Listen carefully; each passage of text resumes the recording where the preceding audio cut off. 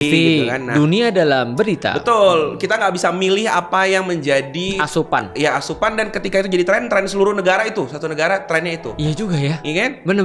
Dulu semudah itu loh untuk bikin citra Islam buruk. Iya. Satu pemboman terjadi, udah langsung dah tuh.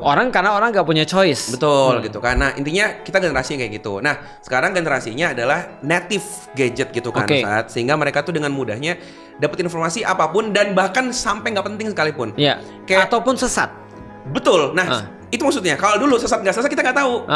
Sekarang tuh jadi kita terima aja sebagai sebuah kebenaran gitu loh, Tat. Oke. Kalau sekarang sesat nggak sesat, terpampang depan mata, dia bisa milih mana yang sesat mana yang enggak, bisa milih, bisa bener-bener terbuka lebar gitu. Dan kuat-kuatan lah ya. Betul. Jadi sosial media itu kayak namanya sosial, berarti seluruh orang tuh Mampu. bisa jadi wartawan gitu loh. Oke, semua orang punya hak yang sama untuk memberitakan ataupun dapat berita. Betul. Sehingga benar-benar kita nggak bisa filter tuh mana yang penting mana nggak penting. Oke. Semua dia dapat tuh. Nah, seperti teori yang Ustadz pernah bilang juga, kalau informasi itu datang itu kan bikin kita tuh overthinking kan. Ya, Kita betul. cemas dan sebagainya. Nah, menurut aku generasi sekarang tuh cemas gara-gara itu. Mereka itu tahu semua hal yang bahkan sebenarnya nggak penting. Contoh, kita tuh kan baru khawatir tentang bagaimana ngurus anak ketika akhirnya ada anak. Saya udah lahir baru kayak gimana nih ngurusnya.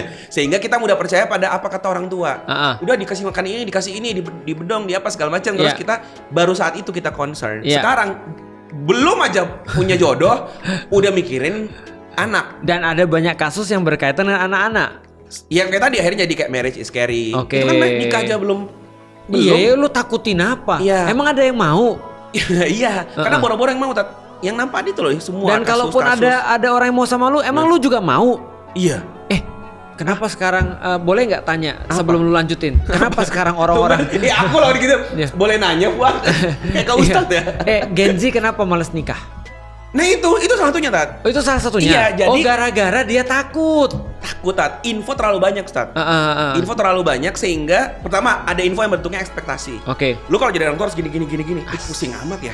Yang kedua, nanti kalau jadi orang tua ntar gini loh, parah loh. Ada penganiayaan apa segala. Itu kan ngerti gak sih? Terus selingkuh kayak lagi tren kan sekarang. Jadi either dia dapat keburukan atau dia dipaksa untuk sesuai standar. Dan dua-duanya beban. Dua-duanya beban. Standarnya nggak masuk bener-bener. Ini kalau dulu kita nggak ada standar, tuh paling standarnya orang tua kita yang dulu. Ini standarnya semua bisa ngomong orang tua lu salah. Bener. Enggak kayak gitu, caranya gini. Enggak kayak gitu, caranya gini. Kayak terus gua mau yang mana? Stres. Iya. Terus lihat faktanya, udahlah gua berusaha, suami selingkuh. Ntar kalau ada RT, capek bener jadi.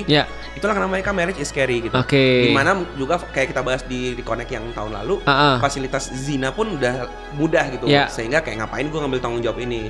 Nah cuman ada satu, menurut aku nih Taya, satu pola yang terus berulang. Kayak informasi banyak khawatir, yang membuat mereka tuh khawatir itu bukan pada yang sekarang, tapi ke masa depan. Nih ntar gimana ya? Betul. Kerjaan.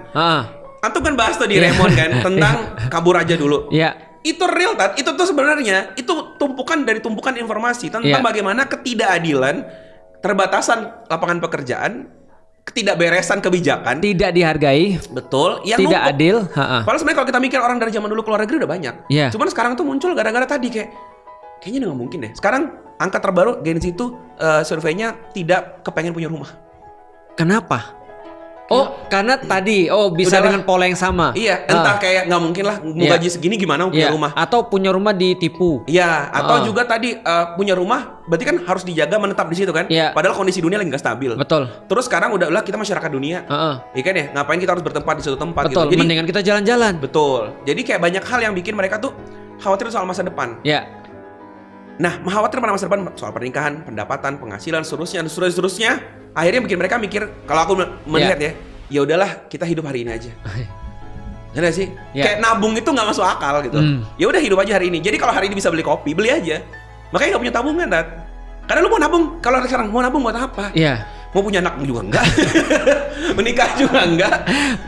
Beli rumah juga enggak. Ya nggak usah ditabung tuh. Hidup aja sekarang. Betul. Itulah kenapa, nih contoh lagi. Pola pikir bahwa tangga karir itu tuh generasi sebelumnya. Sekarang kita nggak ada tangga karir. Makanya kayak dia mikir bosnya nggak enak pindah kerja. Kayak usus semudah itu, Tat. Ngapain gua harus kemudian mikirin di sini terus? Toh juga kayak nggak terjamin juga masa depan nggak bakal terjamin. Jadi mereka mikir gitu. Dan untuk apa juga naik karir kalau nikah aja juga enggak. Punya anak juga enggak. Pekerjaan juga banyak yang nggak pakai tangga karir. YouTuber. Iya sih. Iya kan? Semua tangga karir YouTuber apa ya? Nggak ada. Ya nunggu nunggu viral. Nah aku ngerasa pola itu kayak gitu loh. Jadi mereka khawatir masa depan. Cuman ini bisa baik bisa buruk sih menurut aku. Jadi kayak baiknya, buruknya tentu tadi dia akan lebih banyak spending untuk sekarang, nggak terlalu pikir masa depan. Tapi kalau dia nemu chance tuh kayak bisa ya diubah ya. Mereka jadi orang yang lebih aware masa depan. Contohnya lebih peduli lingkungan. Lebih peduli pada tadi plastik, angka sampah dan seterusnya. Peduli pada kezoliman yang terjadi di dunia. Betul. Nah sedangkan yang sekarang kan nggak terlalu peduli kayak gitu-gitu. Antarlah udahlah pakai aja plastik, pakai aja lah ini. Betul. Energi terbarukan apalah itu gitu kan. Betul. Nah yang berikutnya lagi yang kasus kemarin soal apa tadi kalian nyebutnya? Marijoa itulah ya. Itu kan mereka turun kan. Who cares? Mereka bilang ini chance. Kalau nggak sekarang masa depan rusak nih. Mereka tuh mau dunia macam apa yang akan aku hidup di masa depan kalau ini nggak diselesaikan. Betul. Mereka turun. Ntar kamu ngecamp depan kampus.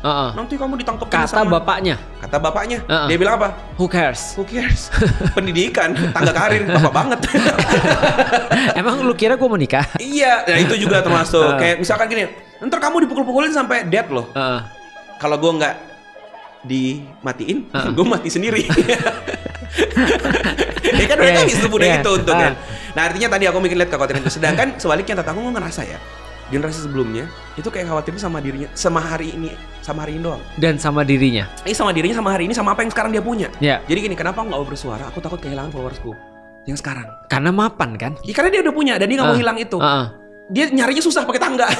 Yang sekarang mikir nggak hilang pun, aku sudah punya 5 akun terkunci semua. Apa yang mau aku pertahanin gitu loh. Betul. Dan sekarang mereka tuh benar-benar kayak cari followernya susah, karirnya susah. Itu kalau hilang gimana? Jabatannya kan susah kan jabatannya. Udah nyampe segini masa iya hilang? Nggak ada salah ngomong. Gitu. Jadi kayak dua generasi yang beda tuh loh. Oke, aku bisa masuk sih. Dan awalnya semuanya karena informasi. Informasinya yang mengubah semuanya. Iya, menurutku gitu Tat. Tapi sebenarnya gini ya, tadi kan aku menarik pada yang lu bilang bahwa kalau informasi ini bisa membuat orang, contoh nyatanya pada kayak Islamofobia aja ya. Islamofobia karena informasi dulu benar-benar di-keep pada satu sumber, maka satu sumber bisa mempengaruhi semuanya. Begitu diacak, semua punya kesempatan yang sama. Artinya, kalau kita berbicara dengan teori lu yang tadi, berarti pada Gen Z yang namanya kebaikan sama keburukan itu potensinya sama. Kalau pas aku itu sulit. Betul. Sulit, benar-benar sulit.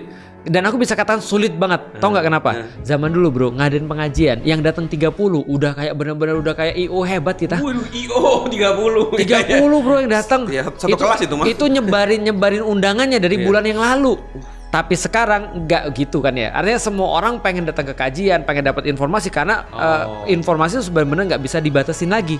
Cuma tinggal problemnya adalah menurutku yang membedakan antara informasi yang membuat orang overthinking dengan informasi yang membuat orang bertumbuh adalah filterisasi. Nah, filter itu gimana cara milihnya? Filter? Iya, karena maksudnya gini, itu kan datang semua tuh informasi. Dia tuh gimana cara dia memfilter tadi gitu. Menurut Ustadz, apa yang harus dipunyai oleh seseorang untuk dia mampu memilih dan memilah informasi? Nah, kita harus tahu filter tuh bukan ada pada luar. Tapi filter tuh di dalam kepala kita. Maka ada satu informasi yang sama diterima orang dengan cara yang berbeda. Ya kan ya? Lu pernah dengar tentang orang yang jualan kaos kutang di satu tempat yang orang nggak pakai kaos kutang? Dia jual kaos kutang di sebuah tempat yang dimana orang di kampung tersebut tidak ada orang pakai kaos kutang. Ya, ada 2 sales yang diutus perusahaan kaos kutang. Yang di situ nggak ada pakai kaos kutang semua. Itu kan faktanya sama tuh. Informasinya sama. Sales pertama lalu mengatakan, Pak, nggak usah lah Pak jualan di sana. Nggak ada yang pakai kaos kutang. Mereka sudah budaya mereka dari dulu nggak pakai kaos kutang. Udah nggak mungkin kita sukses di sana. Yang kedua adalah dia bilang, Pak, ini sangat perlu kita buat pabrik di situ. Karena belum ada yang pakai kaos kutang, Pak. Bayangkan 100% di sana belum pakai kaos kutang. Andai kan kita bisa convert 10% aja dari mereka, berapa banyak produk kita yang terjual. Yang penting edukasi. Berarti kan filter di kepala kan? Ada satu orang merasa bahwa ini adalah sebuah kemungkinan, ada satu orang merasa ini adalah sebuah kemustahilan. Berarti tinggal filter di kepalanya. Ini yang terjadi pada Al-Quran sebenarnya. Al-Quran itu ketika diinstal orang, faktanya nggak ada yang berubah. Cuma filternya berubah. Al-Quran bukan dalam tanda kutip nyelesain masalah lu, ngebayarin utang lu, nyembuhin luka lu kayak gitu bukan ya? Bukan. Tapi dia ngubah ini ya tadi. Filternya. Orang sama-sama sakit. Tapi begitu dia diinstal oleh Al-Quran, dia akan bilang, sakit itu adalah sesuatu yang baik kalau ini membuatku bertumbuh. Nggak ada orang lain bertumbuh tanpa rasa sakit. Gitu kan ya. Pain is gain. Itu kalau orang sudah punya Al-Quran. Tapi kalau orang belum punya Al-Quran, kenapa harus gue sih? Coba lihat banyak orang-orang yang sehat semua. Kenapa harus gue yang sakit? Itu orang-orang masih jahat, kenapa gue yang sakit? Iya. Kenapa harus dia mati nih orang baik nih? Kayak gitu lah. Nah, itu adalah filter. Maka Quran itu memberikan filter pada semua orang dan itu menjadikan mereka baik. Aku nggak kebayang kalau Gen Z yang dapat kemudian filter baik ini, yang sekarang sudah baik, ketika mereka dapat filter baik itu pasti lebih ngeri lagi. Iya sih ya. Artinya sebenarnya berarti yang diperlukan oleh generasi sehari ini adalah mereka itu menginstal Quran terlebih dahulu di kepala mereka ya. Sehingga informasi tadi bukan kita kayak anti. Betul. Kita bisa lihat tapi perspektif kita jadi luar biasa gitu Tat ya. Contoh, marriage is scary. Yes. Pernikahan itu adalah sesuatu yang sangat mengerikan. Nah, tapi kalau kemudian dia diinstal dengan Al-Quran, ketika dia ngelihat ada orang yang selingkuh, ada orang yang kemudian jahat sama istrinya, digebukin sampai dan segala macam, dia bisa tahu, oh itu adalah hasil formulasi daripada ini plus ini plus ini plus ini. Jadinya begitu. Lah kalau aku kemudian sudah punya Islam, maka kemudian dia bukan ngelihat ke situ, dia ngelihat itu, tapi dia akan lebih terang ngelihat pada sesuatu yang lain. Bahwasanya pernikahan Rasulullah, pernikahan orang-orang yang baik dan segala macam, dan akhirnya dia mendapatkan bahwa marriage is not scary. Iya scary, tapi sebagai pelajaran bagi kita. Kalau kita ngulangi pola yang sama, kita akan berhasil kita akan menghasilkan hasil yang sama. Tapi kalau aku pecah pola itu, aku hasilnya akan berbeda. Aku jadi ngerasa gini, dulu marriage is easy kan, sehingga banyak terjadi yang kita lihat sekarang. Betul, marriage is scary jadinya. Ya, nah banyak orang bilang gini, jangan sembarang nikah deh, ntar ngurus anaknya nggak mampu. Tuh ada orang anaknya gini, banyak banget kan ya, dan itu faktanya banyak banget. Betul. Fakta bahwa orang menikah asal menikah, di mana anaknya terlantar, istrinya begini dan seterusnya banyak kan. Menurutku berarti tren marriage is scary. Sebenarnya ini warning yang baik kan. Betul. Nah. Kalau ada orang nggak install Quran, dia mungkin bilang gini, ih serem, takut nggak nikah. Tapi bisa jadi kalau dia install Quran dia bilang gini, berarti dengan ini aku jadi punya banyak waktu untuk belajar, mempersiapkan sematang mungkin biar tidak semenakutkan apa yang. Betul. Ngerti gak sih? Jadi orang yang dipaksa belajar nggak sih? Paling tidak dia akan menyadari gini, dia punya satu pepatah, orang bajingan guru terbaik. Oh, berarti kejadian itu menjadi pelajaran buat aku. Di dalam Al-Quran, guru tuh bukan hanya orang baik loh. Firaun. Iya. Ihdinas siratal mustaqim siratal ladzina an'amta alaihim ghairil maghdubi alaihim waladdallin. Maka Allah nyeritain kisah Firaun. Allah nyeritain kemudian kisah Qarun. Allah nyeritain kisah siapa lagi tuh? Abu Lahab. Allah nyeritain kisah-kisah orang-orang yang menentang dakwah atau menentang kebaikan dan bagaimana kesudahan mereka. Artinya kita punya formula buruk. Kalau kita terapkan formula buruk, hasilnya pasti sama. Nah itu yang kemudian kita lihat pada marriage is scary, marriage scary marriage. Marriage is scary lah gitu. Marriage is scary. Nah itu kita bisa terapkan karena itu udah punya pola gitu kan ya. Tapi Ustadz itu yang kekerasan terhadap istrinya tuh pengajian. Lihat dulu seperti apa pengajiannya. Betul, setuju, karena pengajian itu bukan formula, tapi pengajian itu bisa jadi sebuah topeng. Sebagaimana orang-orang jahat bisa bertopeng jadi baik, orang-orang baik juga bisa jadi bertopeng jadi jahat. Seolah-olah kan begitu kan ya. Nah maka kita harus lihat polanya. Nah filter itu harus dipilih. Karena begitu kemudian kita nggak pakai filter, defaultnya manusia selalu mengartikan segala sesuatu dengan cara yang buruk. Oh gitu ya. Karena lebih mudah. Iya sih. Karena lebih mudah. Jump into conclusion kan lebih mudah. Contoh ya, marriage is scary. Itu kan konklusinya begini. Ada orang kawin kelihatannya baik-baik aja, ternyata di rumah digebukin. Ada orang kawin kelihatan Islami padahal kemudian di rumah disetrika. Ada orang kawin kemudian ditinggal sama suaminya. Padahal dia sudah punya anak. Marriage is scary. Berarti gak usah nikah. Jump to conclusion kan. Dia kemudian kalau enggak B. Tapi dia lupa bahwa saya ada in between di antara semuanya. Kenapa bisa marriage is scary? Apa aja yang bisa membuat kemudian scary marriage itu? Lalu kemudian bagaimana kemudian ada nggak opsi-opsi yang lain selain marriage is scary itu? Dan bagaimana cara mencapainya? Nah itu kan tidak hanya A atau minus A. Nggak hanya kalau kamu nggak suka aku, kamu benci aku. Nah itu kan filter masalahnya. Oke, berarti tadi ya sebenarnya yang dibutuhin generasi hari ini adalah filter tadi ya. Betul. Berarti bukan sebenarnya informasinya ditahan juga bukan sebenarnya. Bukan. Sama seperti gini ya. Tadi kalau ini dibawa kepada gen milenial misalnya atau gen